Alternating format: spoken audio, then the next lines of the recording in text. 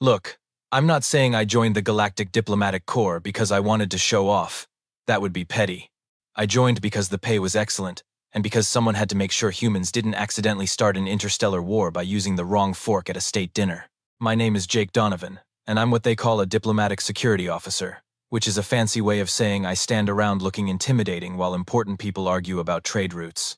The thing is, looking intimidating is significantly harder when you're surrounded by aliens who are twice your size, have natural armor plating, or can literally breathe fire. So I compensate. I work out, I stay sharp, and I carry a katana, not a replica, not some mall ninja garbage.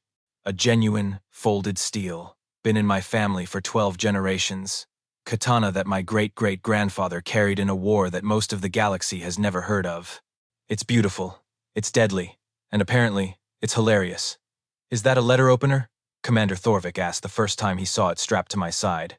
He stood about 7 feet tall, had 4 arms, and a face that looked like someone had carved it out of granite and then punched it a few times for good measure.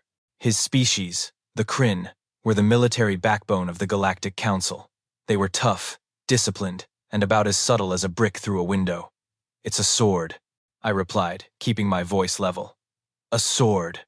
He repeated the word like I had just claimed to hunt space pirates with a spoon. How quaint. Does it also function as a primitive eating utensil? The other warriors in the training facility laughed. There were maybe a dozen of them, representing 6 different species, all of them armed with plasma rifles, energy blades, or in one case, bioelectric tentacles that could stun a bull elephant. They were practicing in the station's combat arena, a massive room with holographic training scenarios and enough safety protocols to Remender's efference. Ensure nobody actually died during practice. Probably. It functions just fine, I said. Thorvik grinned, showing way too many teeth. I am certain it does. For cutting fruit, perhaps, or threatening very small rodents. He activated one of his 4 energy blades, a shimmering field of contained plasma that hummed with enough power to cut through a steel bulkhead. This is a weapon, human. What you carry is a museum piece. I should have walked away. That would have been the diplomatic thing to do. But 12 generations of swordsmiths were looking down at me from whatever afterlife they had ended up in, and I could practically hear my grandfather calling me a coward. Care to test that theory? I asked. The laughter stopped. Thorvik's grin widened. Oh, he said. I absolutely do.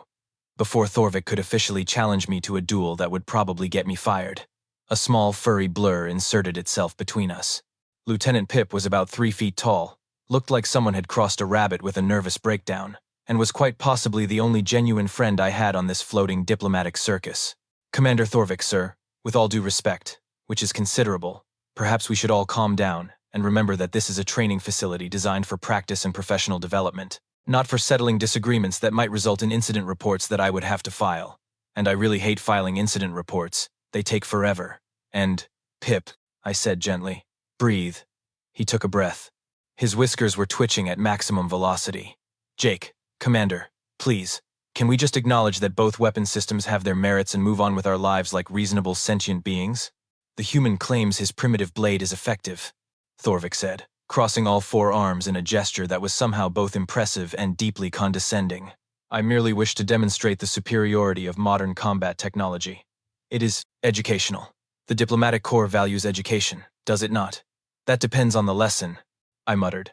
Pip's ears flattened against his head, which I had learned meant he was experiencing significant stress. Jake, I really think you should reconsider this. Thorvik is undefeated in station combat trials, 63 consecutive victories. He has 4 arms, you have 2. The math is not in your favor. I can count, Pip. Can you, though? Because the evidence suggests otherwise. A crowd was gathering now. Word spreads fast on a space station where the most exciting thing that usually happens is someone discovering a new flavor of synthetic protein paste.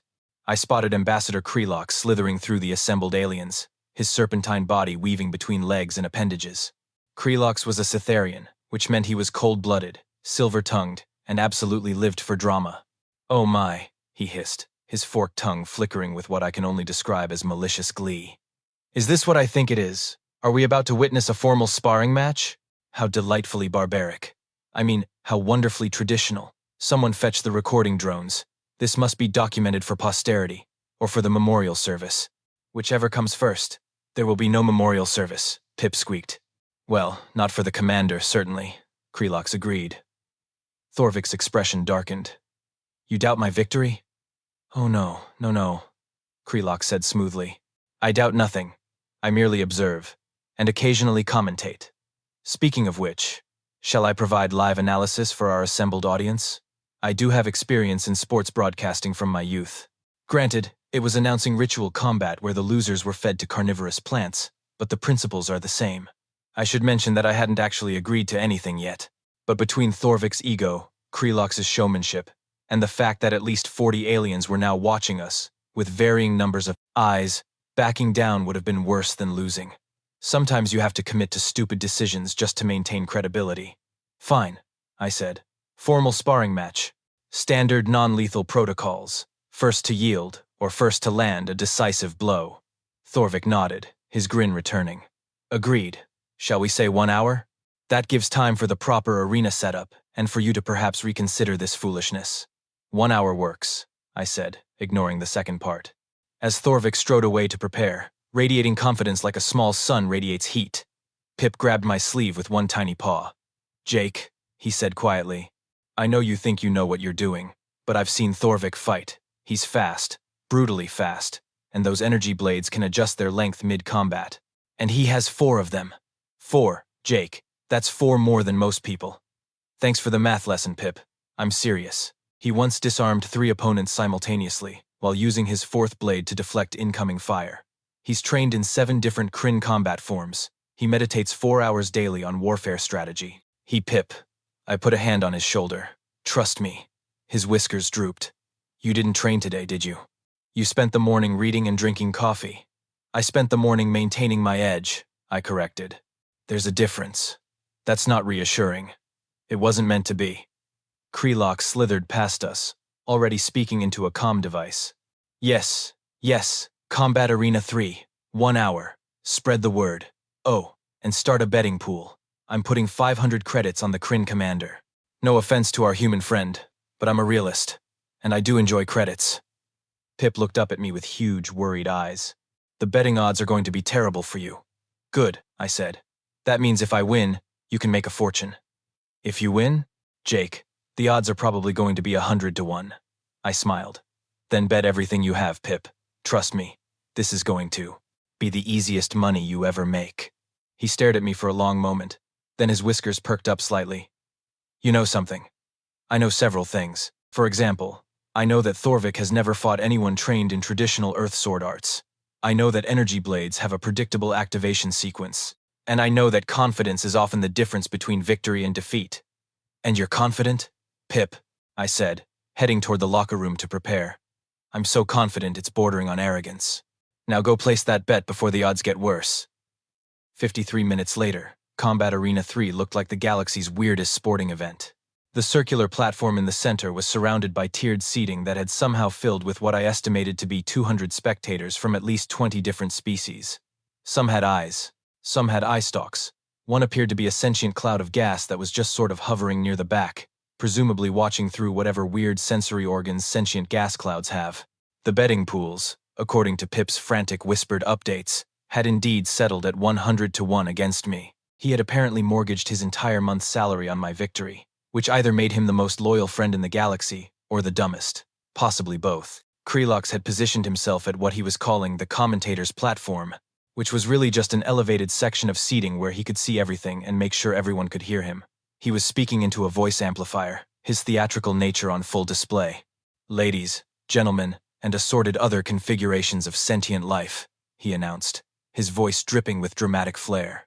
Welcome to what may very well be the shortest or most surprising combat exhibition in station history. In one corner, we have Commander Thorvik, undefeated champion, master of the 4-blade technique, a warrior whose reputation precedes him, like a shockwave precedes an explosion. The crowd cheered. Thorvik, now in full combat gear minus the actual armor, stood at his end of the arena doing warm-up exercises that involved spinning all 4 energy blades in increasingly complex patterns. It was intimidating. I'll give him that. And in the other corner, Krelox continued, and I swear I could hear the smirk in his voice, we have Diplomatic Security Officer Jake Donovan, armed with what I'm told is a genuine antique from Earth, a planet known for its tenacity, its determination, and its frankly baffling attachment to outdated technology. Will his primitive blade prove effective against modern warfare, or will we witness a very expensive museum piece get vaporized? Place your final bets now. You're not helping, I called up to him. I'm not trying to help, dear human. I'm trying to entertain. There's a difference. Pip scurried up to me one last time, his ears flat, his whiskers vibrating like guitar strings. Jake, last chance. You can forfeit. Claim injury. Fake a diplomatic emergency. I'll back you up. I'll say there's a critical incident requiring your immediate attention. I'm very good at lying when necessary, which isn't often, but I've been practicing just in case. Pip, I appreciate the concern, but I'm fine. You're fine. You're fine. The man facing a four-armed death machine is fine. He took several rapid breaths. Okay. I believe in you. Sort of. Mostly. A little bit. I tried to believe in you. Does that count? Before I could answer, Thorvik called across the arena. Are you prepared, human? Or do you need more time to contemplate your poor life choices? I'm ready whenever you are, Commander. Excellent. He activated all 4 energy blades simultaneously, and the humming filled the arena like angry electric bees. I promise to make this quick. I have dinner plans. I drew my katana slowly, letting the blade catch the arena's overhead lighting. The steel gleamed. 12 generations of craftsmanship. Folded thousands of times. Sharp enough to split a falling hair. My grandfather had taught me to maintain it. My father had taught me to respect it. And I had spent 20 years learning to use it properly, studying under masters who traced their lineage back centuries. But none of the aliens knew that. They just saw an outdated piece of metal. Perfect. Begin when ready, announced the arena's automated system, its artificial voice blandly neutral compared to Krelox's theatrics. Thorvik rolled his massive shoulders, all 4 arms positioning his blades in a defensive formation that could attack from any angle. He grinned at me across the platform. Any last words, human? I settled into a middle guard position, blade angled at 45 degrees, weight balanced. Yeah, 3 moves. What? This'll be over in 3 moves, just so you know what to expect. The crowd murmured. Krelox laughed. Did he just predict his own defeat in 3 moves? How refreshingly pessimistic. I think he means 3 moves until Thorvik wins. Someone in the crowd said. Bold of him to think he'll survive 3 exchanges, another voice added. Thorvik's grin widened. Your confidence is admirable, and misplaced, but admirable. We'll see, I said. Ready when you are, Commander. Pip had covered his eyes with his paws. I could see him peeking through his fingers, unable to look away despite his terror. The arena's automated voice spoke again. Combatants ready. Match begins in 3, 2, 1. Engage. And then Commander Thorvik, undefeated champion of the station, master of 4-blade combat, made his first and biggest mistake. He charged. Thorvik came at me like a freight train with 4 very sharp attachments. His technique was actually impressive, I'll give him that. All 4 blades moved in a coordinated pattern designed to attack from multiple angles simultaneously, while his massive frame charged forward to use his weight advantage. It was the kind of overwhelming assault that had probably won him all 63 of his previous matches. It was also exactly what I expected. Move 1. I shifted my weight to my back foot and rotated my hips, moving maybe 6 inches to the left. Thorvik's leading blade passed so close to my chest that I felt the heat from the plasma. His second blade came in high. I ducked slightly, letting it pass over my head. His third and fourth blades were coming in from the sides, meant to cut off any escape route. Instead of retreating, I stepped forward into his guard, inside the arc of his attacks. My katana came up flat, and I used the side of the blade to redirect his momentum, guiding his rightmost arm past me with a simple deflection. It was basic judo principles applied to sword work. Use the opponent's force against them. Thorvik stumbled past me, his charge suddenly unbalanced. His eyes went wide with surprise as he tried to compensate, but momentum is a harsh teacher. He hit the arena floor hard with his lower right knee, barely catching himself from a complete faceplant. The crowd went silent, like completely silent. 200 aliens holding their collective breath silent. Krelox's voice finally cut through, and for the first time since I'd met him, he sounded uncertain. That was, unexpected. The human appears to have, well, the commander appears to have missed. Surely a fluke. Yes, a fluke. Thorvik pushed himself up, his face now showing something that wasn't cockiness. Respect, maybe. Or concern. He rotated all 4 shoulders, resetting his stance. Lucky, he growled. Was it? I asked, settling back into my guard position. Want to try again? This time, he didn't charge. He approached carefully, all 4 blades active and weaving in a complex pattern that would have been hypnotic if it wasn't trying to kill me. He was using the Kryn cross pattern, if I remembered Pip's nervous briefings correctly. 4 blades attacking in sequence, each strike covering the stunner. Recovery of the previous one, creating an endless chain of attacks with no openings. In theory, move 2. Thorvik struck high with his upper right blade. I parried, steel meeting energy with a sharp crack. His lower left came in for my legs. I stepped over it. His upper left thrust toward my midsection. I twisted, letting it pass. His lower right came up in an uppercut slash that would have disemboweled me. That's when I applied a technique called Kaishiwaza, a counter technique that's been around for about 400 years. As his blade came up, I brought mine down in a sharp, controlled strike against the hilt of his energy weapon. Not the blade. The hilt. The part that generates the plasma field. The energy blade flickered and died. Before he could process what happened, I flowed into the next movement, my katana describing a small circle that hooked under his upper right blade and twisted. The weapon flew from his grip, skittering across the arena floor. 2 blades down. Elapsed time. Maybe 4 seconds. Thorvik stared at his empty hands, then at his deactivated weapon, then at me. How did you? Energy blades have a stabilization point, I said conversationally, even though my heart was hammering. Hit it right. The field collapses. Also, your grip strength is in your lower arms, not your upper ones. Different muscle groups. You compensate well, but there's a tell in how you position them. The crowd wasn't silent anymore. They were buzzing with confused excitement. I heard someone shout, "Did the human just disarm him? Twice?" Krelox had recovered his theatrical voice. "Ladies and gentlemen, this is actually quite interesting. The human appears to have studied his opponent. How very, unsporting. I mean, how very strategic. Yes, strategic." Pip had uncovered his eyes. His whiskers were standing straight out in shock. Thorvik's expression had shifted from surprise to something harder. Anger, but controlled anger. Professional anger. He still had 2 energy blades, and now he was taking this seriously. "Impressive," he admitted. "You have skill, but you have not won yet, human." "True," I said. Then I did something that made Pip squeak in horror. I sheathed my katana, just slid it back into its scabbard like we were done. The crowd went absolutely insane, shouts in a dozen languages. Krelox actually stopped mid-sentence, speechless for the first time in his probably very talkative life. Thorvik froze. "What are you doing?"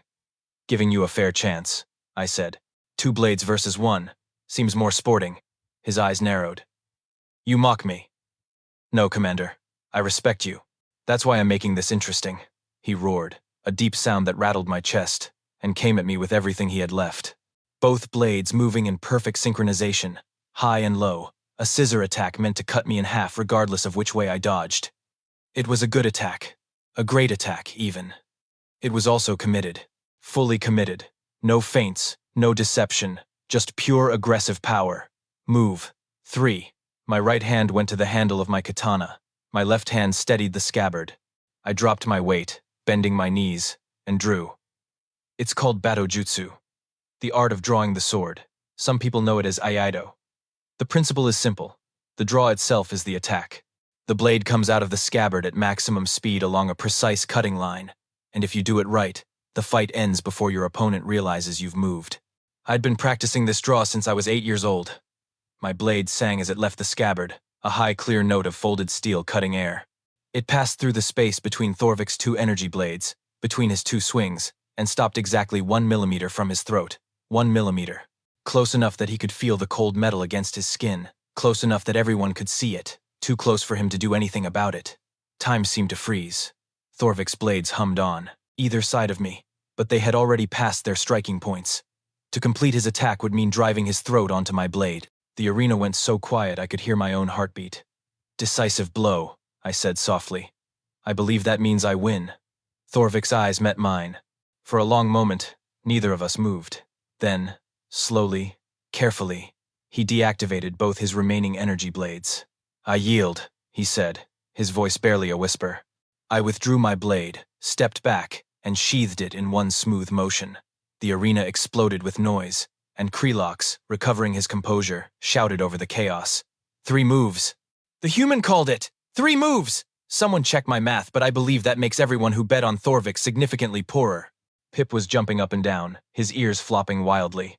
I'm rich! I'm rich! I'm moderately wealthy. I can buy the premium protein paste. But I was watching Thorvik, because this was the important part. The part where we found out if he was a good warrior or just a skilled fighter. There's a difference. He looked at me for a long moment. Then, slowly, he smiled. Teach me, he said. Thorvik stood there in the center of the arena, all 7 feet and 4 arms of him, looking at me with an expression I hadn't seen before. Humility.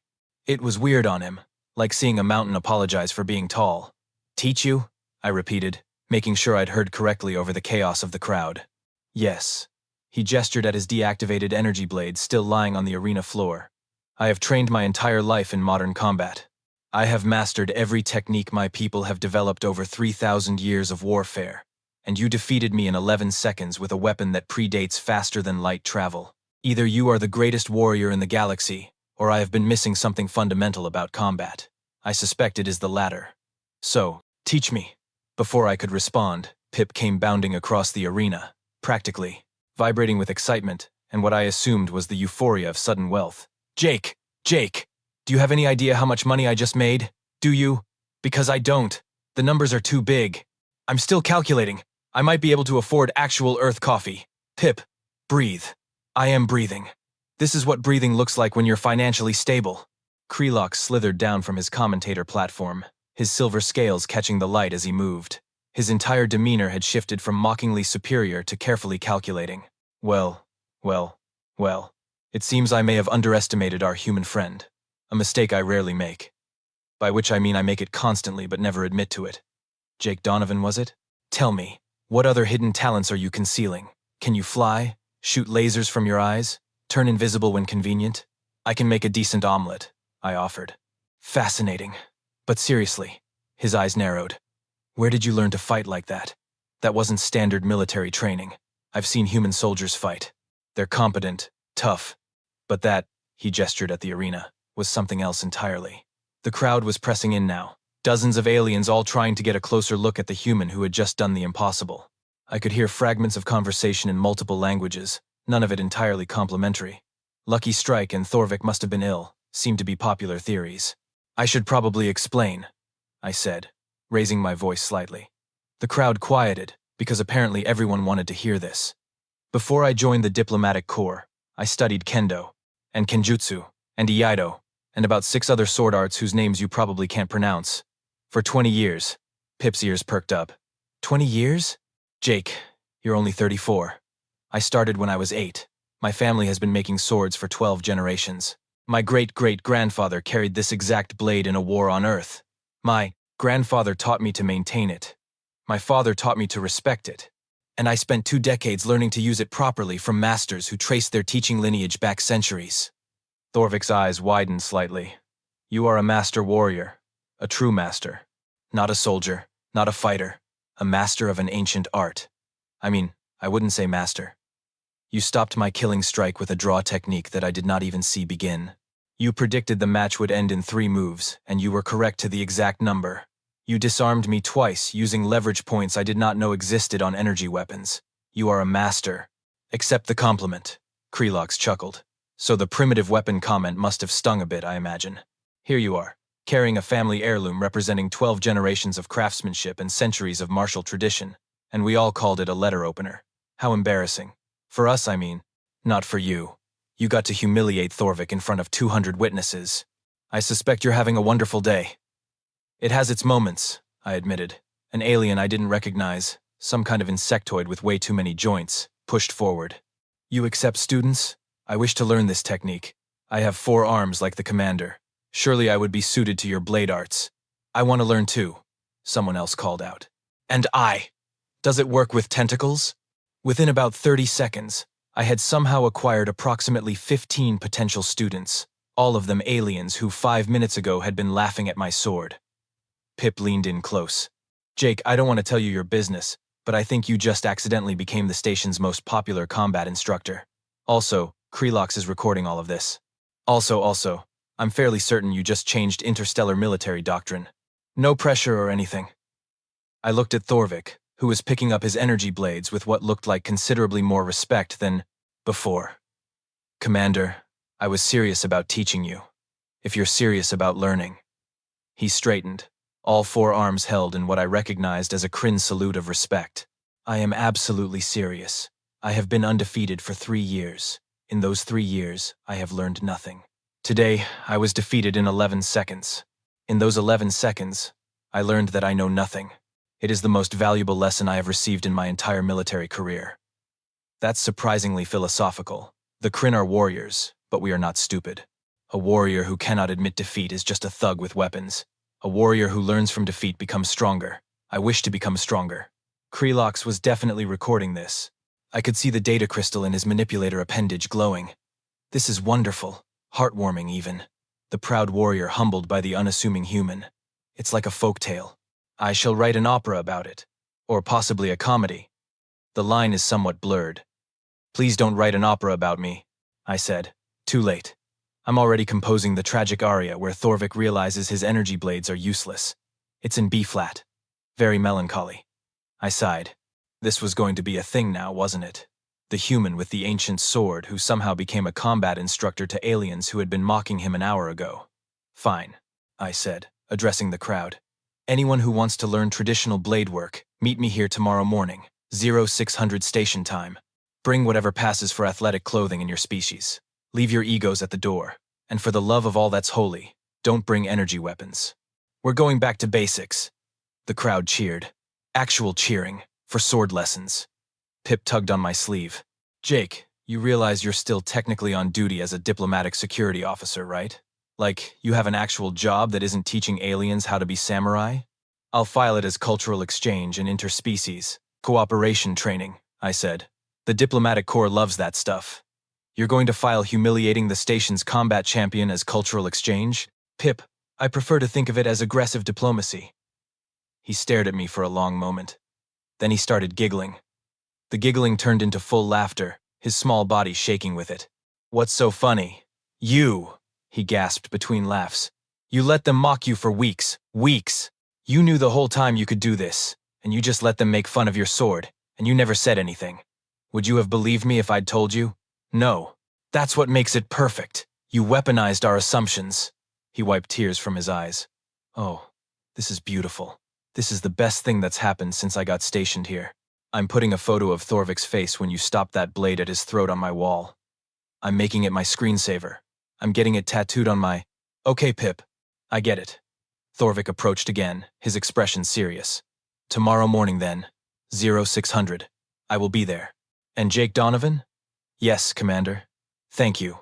For the lesson, for the humility, and for not actually cutting my throat when you could have. Anytime, Commander. Anytime." As the crowd dispersed and the arena began to empty, I stood there with my katana at my side, thinking about my grandfather, about 12 generations of craftsmen, about traditions that survive because they work, not because they're fashionable, and about how sometimes the old ways aren't primitive, they're just perfected. 2 weeks later, the combat training facility had changed. Where there used to be only plasma rifles and energy shields, there was now a section marked Traditional Weapons Training. Wooden practice swords lined the walls. A rack of various bladed weapons from a dozen different worlds sat in the corner. And every morning at 0600, the arena filled with aliens trying to learn something humans had. Figured out centuries ago, Thorvik was my best student. Turns out, having 4 arms is actually a disadvantage when you're learning proper sword technique, because you have to resist the urge to use all of them. But he was dedicated, disciplined, and surprisingly humble for someone who could bench press a shuttle. Pip made enough money off that one bet to buy premium coffee for a year. He also started a new betting pool on how long it would take Thorvik to master the basics. Smart money was on 6 months. I gave him 3. He's a fast learner when he's motivated. Krelox never did write that opera, thank God. But he did write an article for the Galactic News Network titled "Human Defeats Station Champion with Antique. Are Modern Warriors Too Dependent on Technology?" It went viral. I got interview requests from 17 different planets. I declined all of them. The weirdest part? Other humans on the station started carrying swords. Suddenly, everyone remembered they had a family heirloom or a martial arts background. The diplomatic corps actually issued a memo asking personnel to please stop challenging aliens to duels. I may have created a problem, but as I stood in the training hall, watching a four-armed Kryn warrior practice a basic overhead strike with wooden sword, being corrected by a 3-foot-tall rabbit alien who'd memorized all my lessons. I couldn't help but smile. Sometimes the old ways survive because they're nostalgic, and sometimes they survive because some punk kid is going to challenge you to prove they still work. Either way, my grandfather would be proud. And Thorvik's overhead strike was getting better. "Commander," I called out, "elbow down. You're telegraphing the strike." "Yes, Sensei," he rumbled, adjusting his form. "Sensei." A four-armed alien killing machine was calling me Sensei. Best job in the galaxy.